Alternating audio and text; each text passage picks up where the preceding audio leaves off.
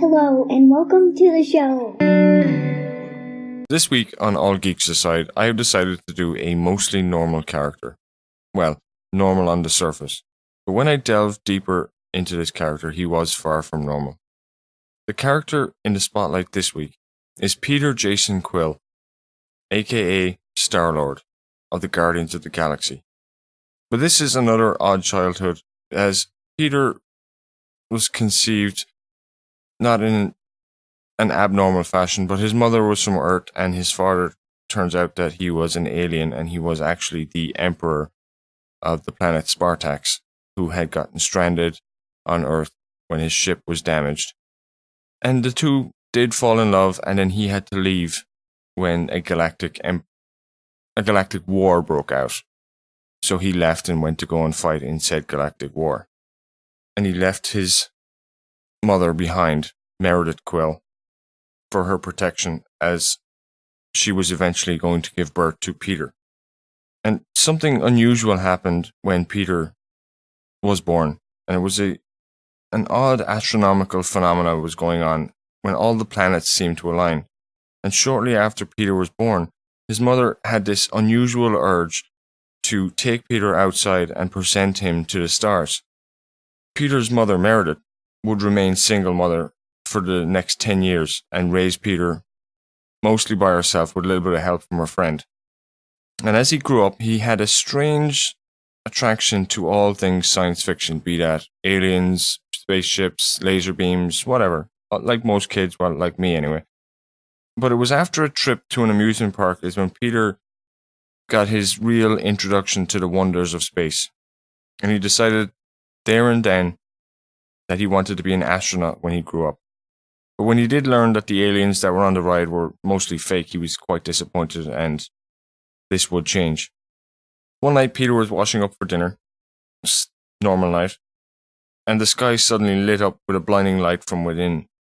He saw two aliens emerge, and these aliens were somewhat reptilian, and these guys wanted to end the bloodline of Jason of Spartax, Peter's dad.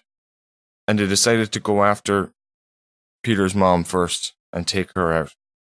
And Peter discovered his mother's lifeless body. He freaked out and ran, and the aliens followed him. As Peter ran, he found himself a shotgun, and using this, he ended up killing the two aliens who pursued him. Peter then ended up in a closet, and he finds his father's laser gun that had been left behind. Just then, another searing white light appeared, and it engulfed the whole house. And Peter ran for his life, escaping just in time to see his childhood home destroyed by the alien spacecraft. Kind of resembled something like the White House in Independence Day, only not as elaborate. And Peter was now placed in an orphanage. Pity Batman wasn't around he could have taken Peter to be the next Robin. And while in the orphanage, Peter never really fit in and adapted to his whole situation. But one thing that never changed was Peter's unrelenting urge to become an astronaut so that he could leave this big blue marble in search of the aliens who murdered his mother and try to snuff him out too. As it happens, Peter's mom's longtime friend Lisa, who worked for NASA, and she offered Peter the job there as a mechanic, because we can't all be astronauts, at the OPS launch facility. But his foot was in the door now. He might have been just a mechanic, but his foot was in the door and he was one step closer to becoming an astronaut and getting his way into space. But while there, he did have access to NASA's flight simulator. And I have trained on a flight simulator, maybe not a NASA one, and you can learn how to fly on one. Trust me. And Peter did the same thing.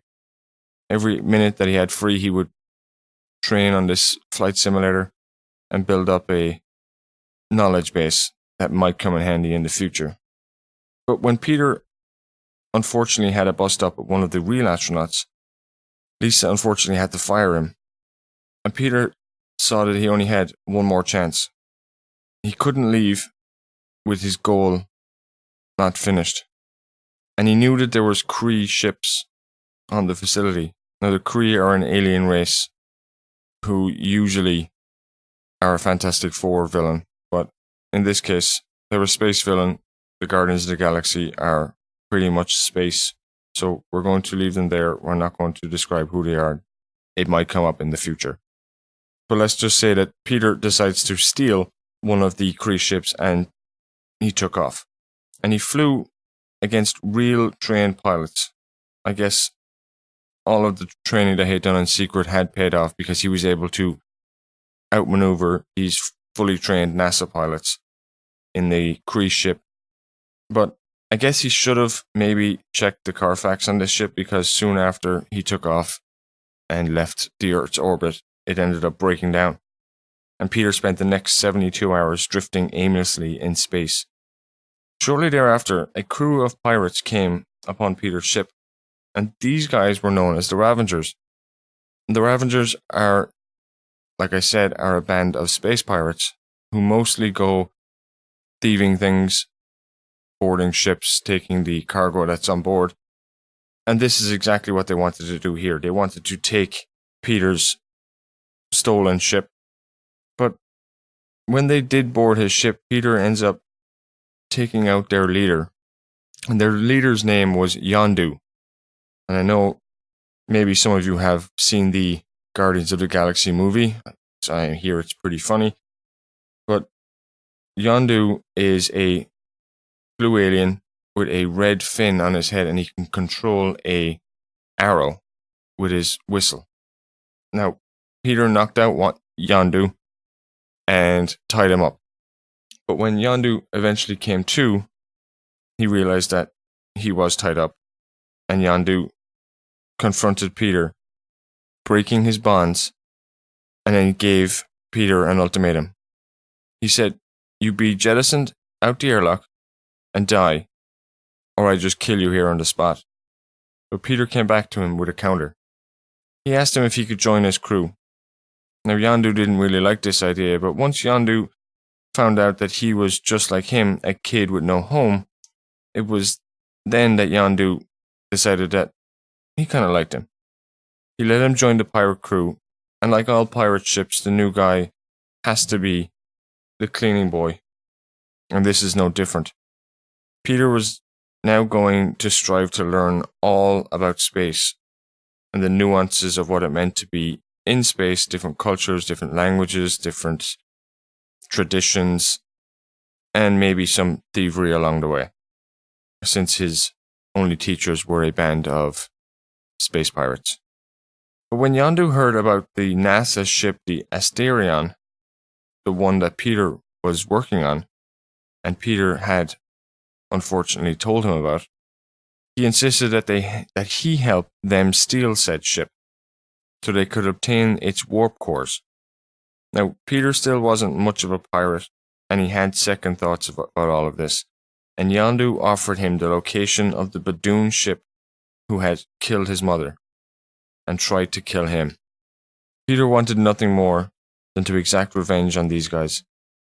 He got Yondu and the Ravengers aboard the ship, where they captured all of the crew and tied them up. It is at this point that Peter was fraught with guilt and wanted nothing else to do with it. He went and stole the gem that contained the location of the Badoon ship straight out of Yondu's pocket. He was prepared to leave the ship, but then he learned that his mother's friend Lisa, and now his friend, was on board the ship.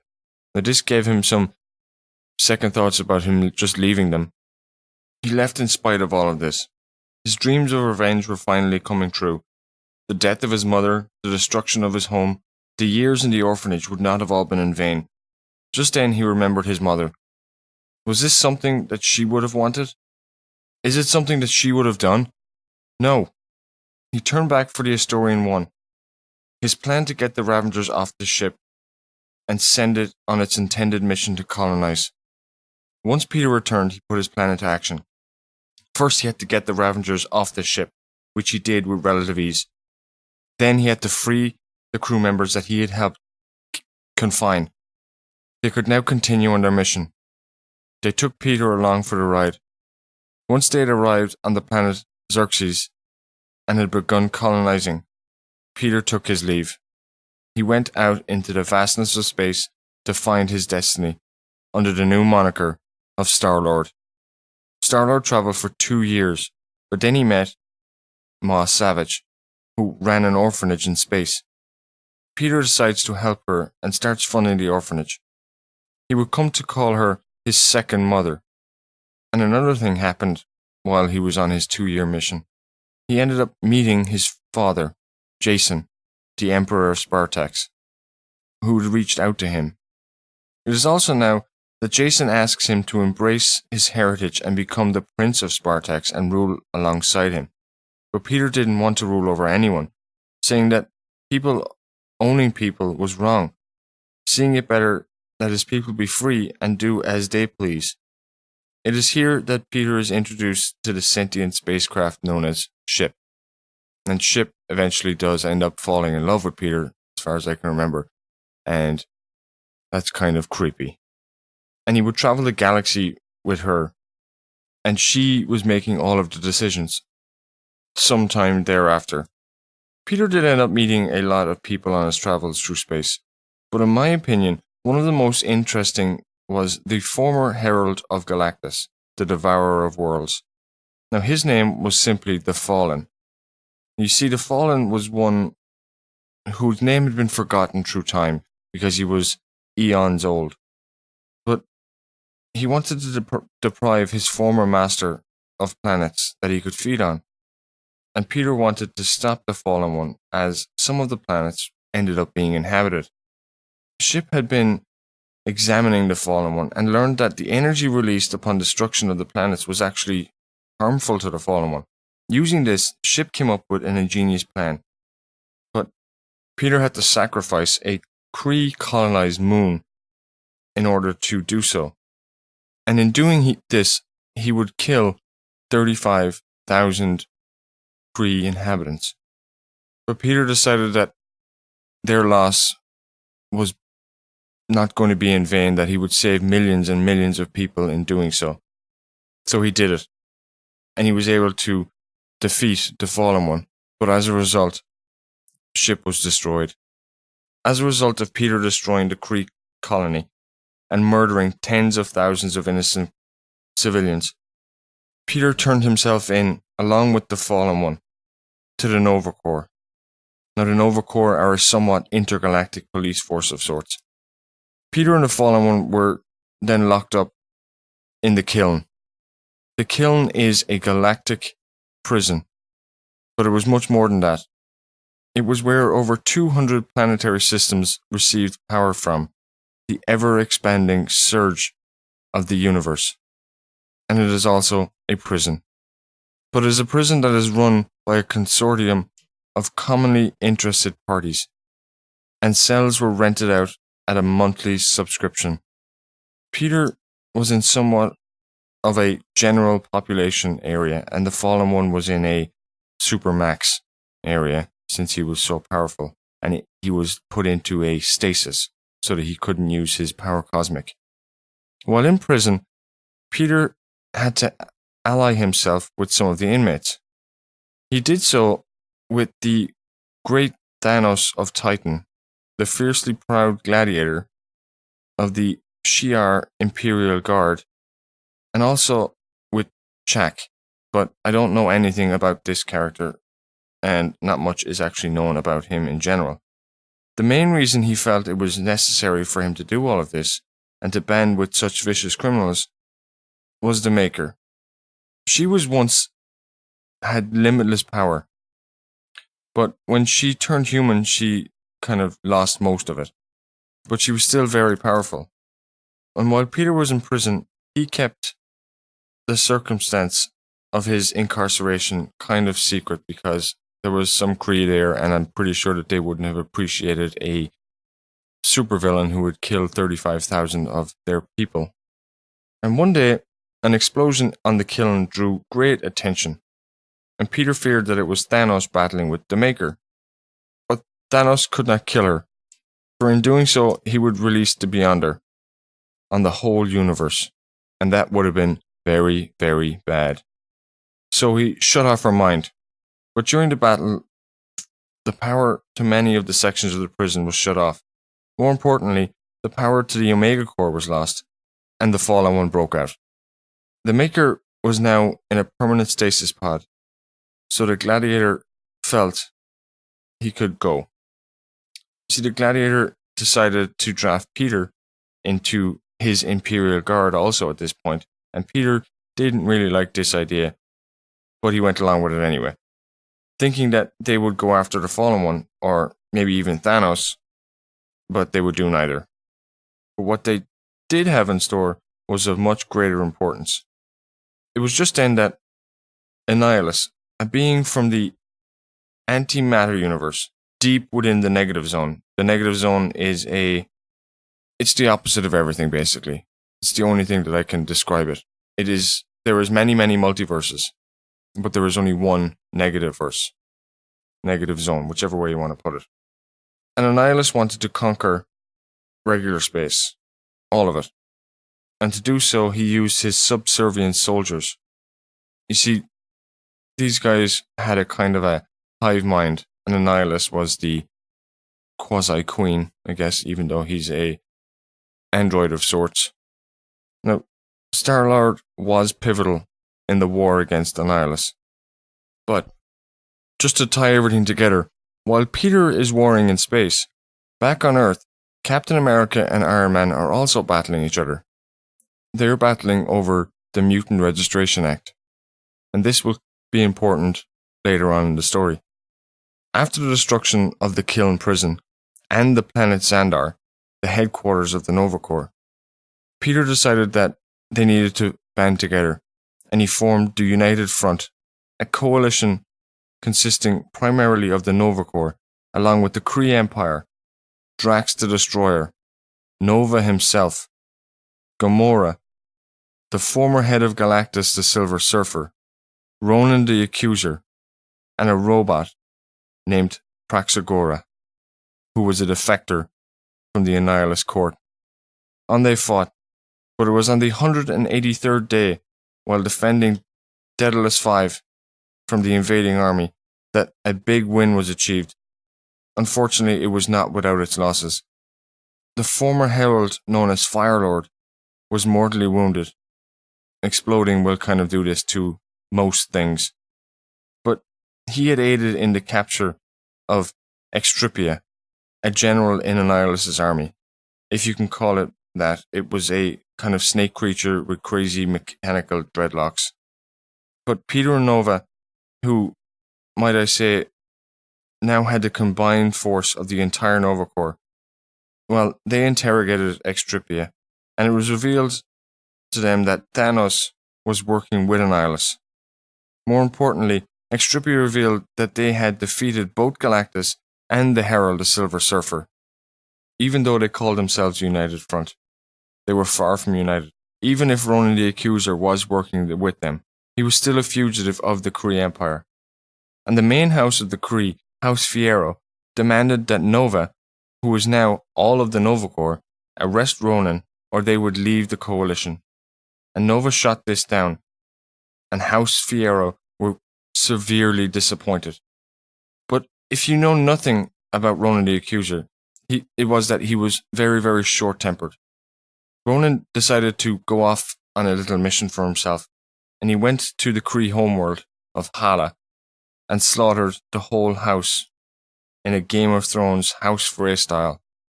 As this ended, Gamora and the robot Praxagora arrived to give a mission report. During a fight against a devastating weapon known as the Harvester of Sorrow, this weapon was capable of destroying an entire planet. Think of a Death Star only in the Marvel Universe. And Peter had nothing to really do with all of this, so I'll just say that in trying to stop this weapon, the Super Skrull sacrificed himself, as he was a member of the Kree Empire. And as they were speaking, in teleported Ravenous Terrax, who was a field scout for Annihilus, along with some others. Their names are kind of difficult to pronounce, and I don't want to ruin them for anyone. These were the elite guard for Annihilus under the command of Thanos. He actually used his own teleportation technology to get them there. The United Front are now forced into battle. They hold their own, but the tides turn when the arrival of the Negative Zone Centurions, along with the Annihilation Wave flagship, with Galactus strapped to the ship like a deer. Now, earlier I mentioned that they had weaponized Galactus, but to explain this, you need to know a little bit more about Galactus himself. You see, Galactus is a giant humanoid who needs to consume planets to survive. But when he attacks Earth, he appears humanoid. But if he attacks a Kree homeworld, he would appear to them as a Kree. So, in thinking of this, he's more of a construct of energy that only feeds to replenish his life force. Now, Thanos uses this knowledge and he taps into this energy resource, causing Galactus to be unable to be full, and thus constantly needing to feed. Galactus is now unable to control his hunger, and the flagship unleashes his hunger on the planet below. But it is held off by the previous heralds who are working with the coalition, and this gives the remainder a chance to escape, save for one, Drax. He had a mission of his own to complete. Drax wanted to kill Thanos, because Thanos killed his family. But during the release of energy, this will cause something magical to happen, the revival of the Super Skrull. After this, Drax goes on a Kill Bill style killing spree, using his untold stamina and strength to defeat bug after bug of the Annihilation Wave. Eventually, he would meet Thanos and plunge his fist through his back and rip out his heart. He would next free the Silver Surfer in order to get Galactus free, because the Silver Surfer would have been the only one other than Thanos who would have been able to set Galactus free. Now, once Galactus is free, you see a Galactus who is pretty mad. I mean, really mad. Galactus tells Silver Surfer to get away, and he proceeds to wipe out more than half of the Annihilation Wave that is present.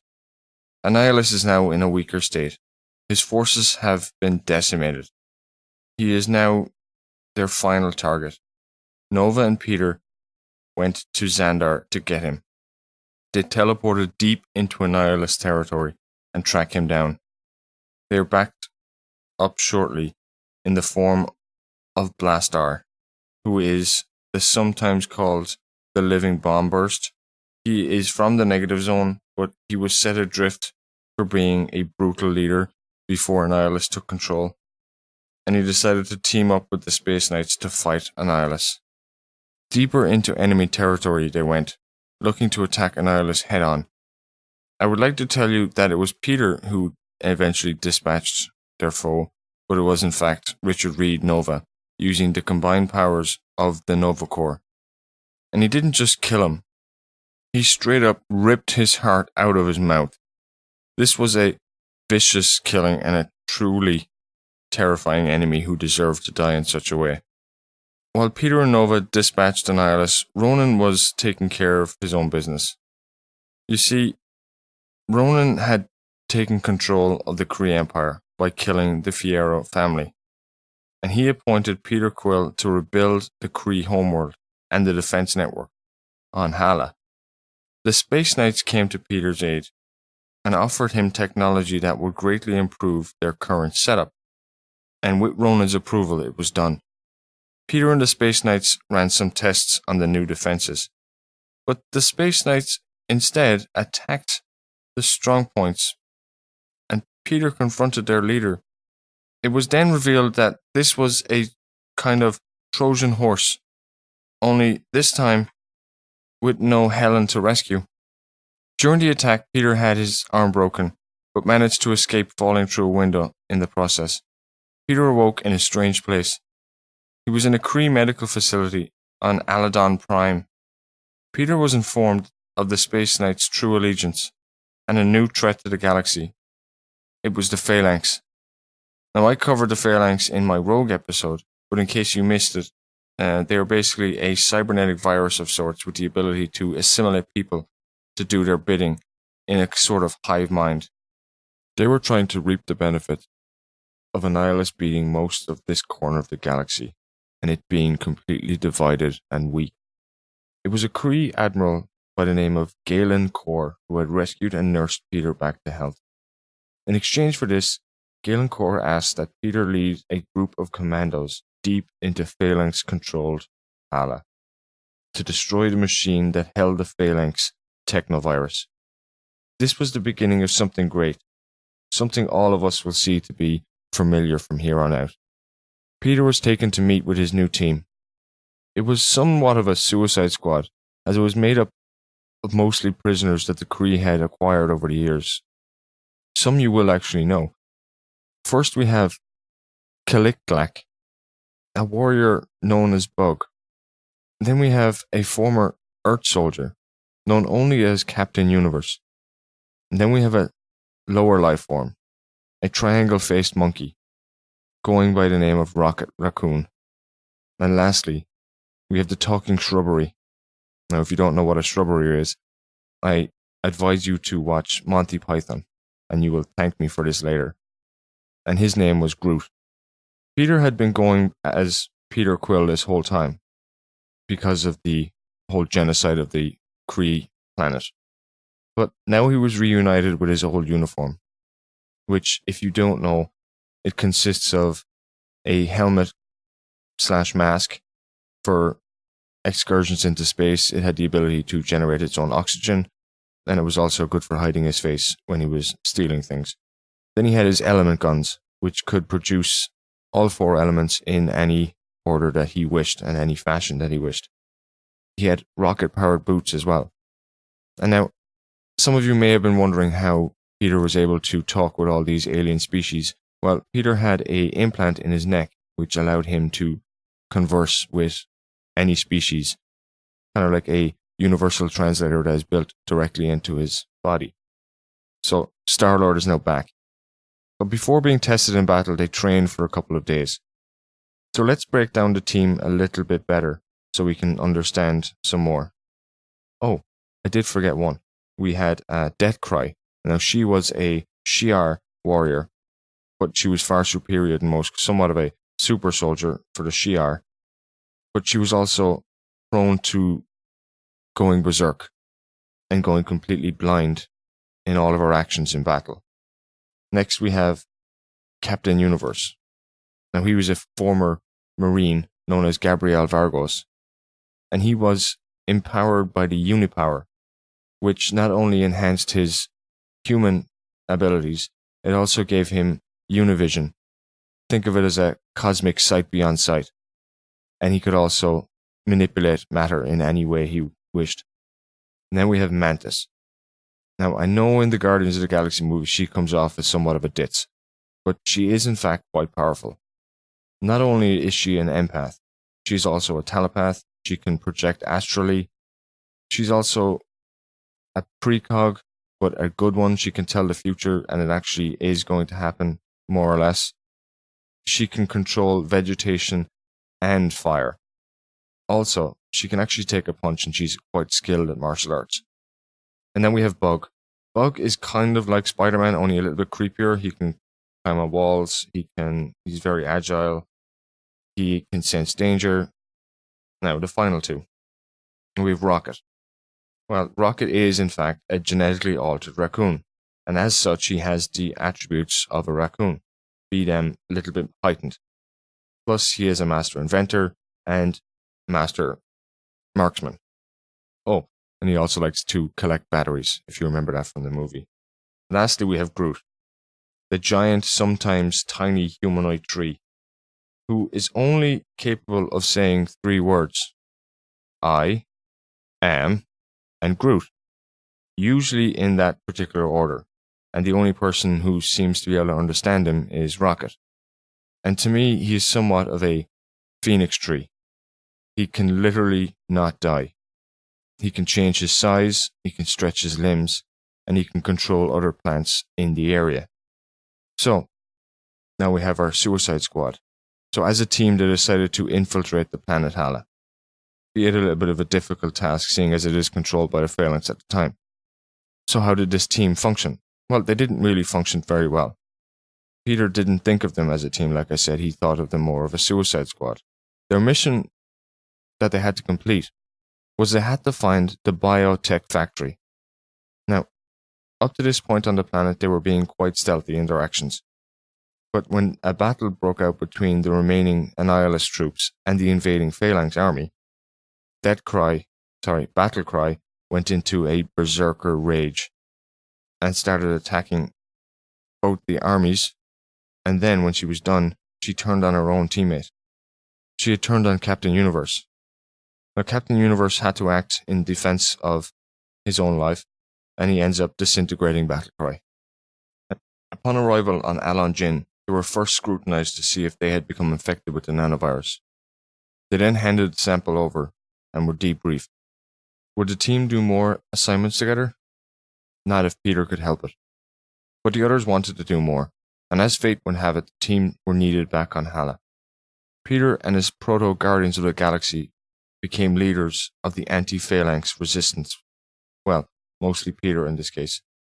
This meant that all the people on Hala were slowly being infected by the virus. Peter returned to tell the others what he had learned, but he must have been followed, because shortly after the regroup, they were attacked by phalanx troops. Captain Universe remained behind to tackle the phalanx, while the others made their escape to the surface. But it was a trap, and Rocket, Star-Lord, Baby Groot were promptly captured. But Mantis managed to evade capture, as she was also able to turn herself invisible apparently. So she was safe. Peter and the others are taken to a laboratory, where they were about to be vivisected. But thankfully, Mantis and Captain Universe arrive and rescue them.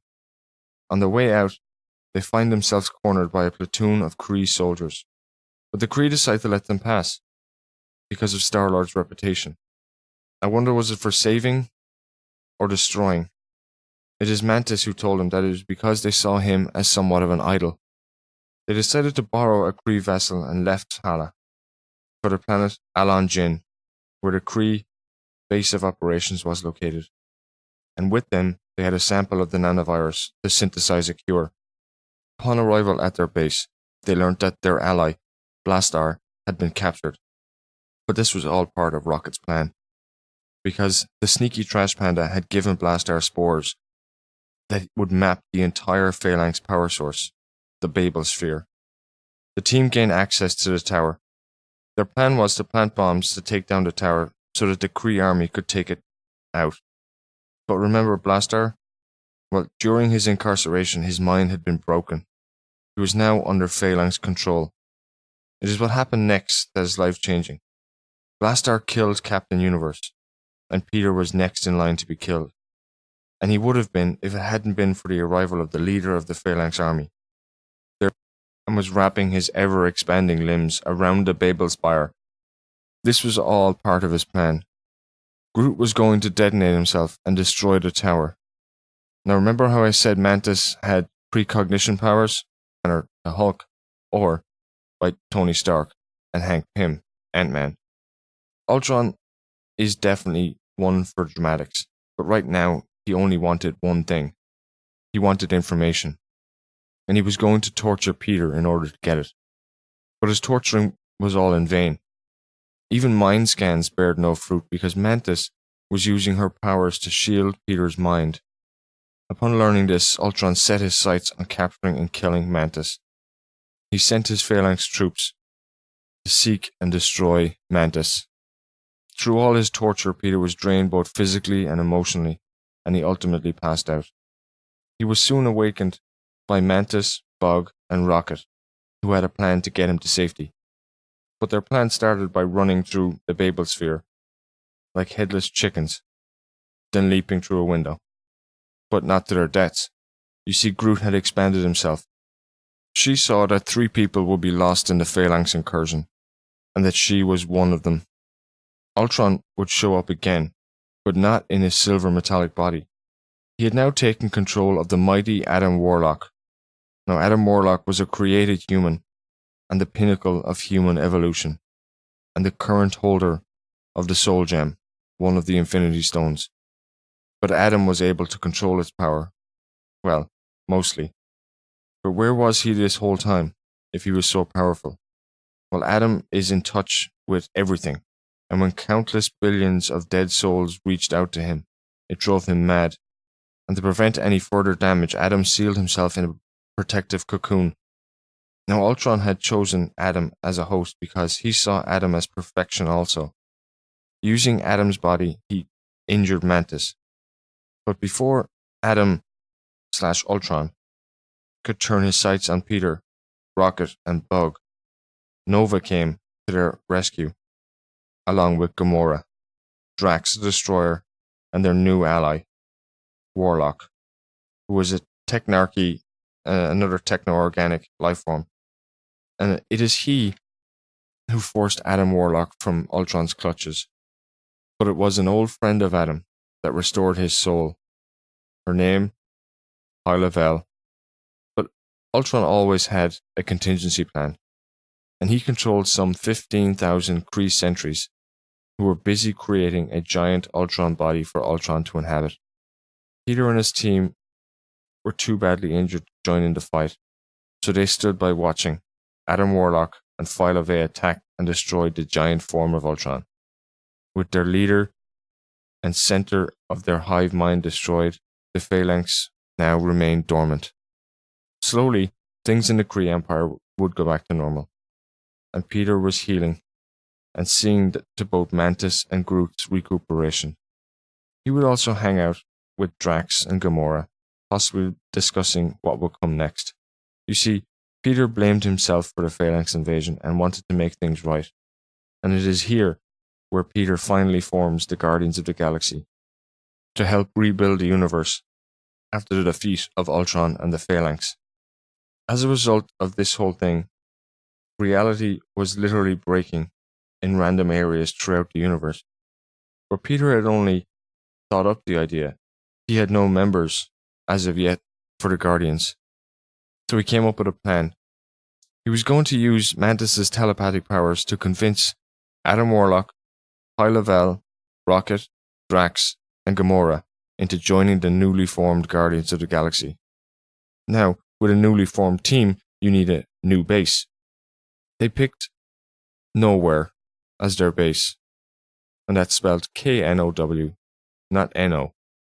Now, Nowhere is inside the severed head of a Celestial, and it is a place that many people called home. And my favorite person who lives here, well, it's not really a person, it is a Russian dog by the name of Cosmo, who I'm assuming was lost during some of the Russian space missions back in the 60s. But as with all lies and deceptions, they always come out, and it soon came to light what Star-Lord had done to the rest of the team, and the Guardians split up, going their separate ways and doing their separate things. Star-Lord went to speak with Ronan on the Kree homeworld. To his shock, he noticed that they were rebuilding the Phalanx weapon, the Babel Spire, and they wanted to use it to protect all of their interests in Kree space. Peter confronts Ronan and was shot down and banished to the Negative Zone. The Negative Zone now had a new ruler since Annihilus' demise, and it was their ally, Blastar. Blastar convinced Peter to help him take control of Prison 42. Now, what's this, I hear you ask? Well, during the events of Civil War, the side on the registration needed a place to house those who would not register. Therefore, Iron Man and Hank Pym, among others, created the prison. And a fun fact, it is called Prison 42 because it was the 42nd idea out of 100. Now, Star-Lord agreed to this mission. You see, when the Skrull invasion happened, the prison guards fled, leaving the inmates to fend for themselves, and they proceeded to disconnect the prison from Earth. And Blastar wanted to use this teleportation device that was on board the prison to invade Earth.